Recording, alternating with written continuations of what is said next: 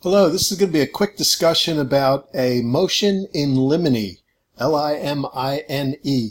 It's a really important type of motion, and it's important because it attempts to limit evidence, and it will often be filed. It's filed before trial, and the idea is that rather than wait until the trial comes and you try and object as each piece of evidence comes in, you identify the evidence before trial that you think could be a problem or think should be excluded, and you file a motion in limine so you get it all done before trial. Really important stuff.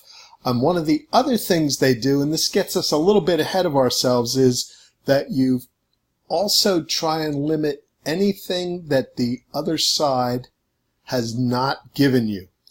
What that means is in discovery, you're going to ask for a lot of information. They'll give you a bunch of information.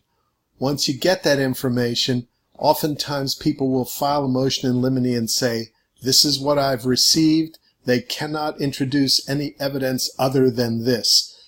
One of the things that every trial attorney is trying to prevent is a surprise at trial where a witness is testifying and someone produces a document that you've never seen before and was not provided to you.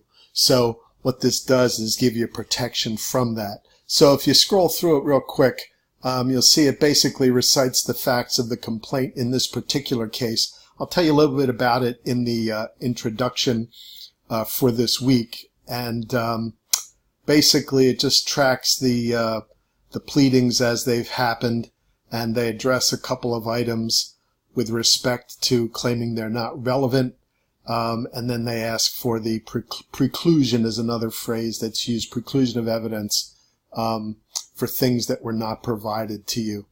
And that would be the essence of it. I'd like you to look it over because they're an important feature in cases that you think are going to go to trial. And otherwise, I'm not going to say anything else about it.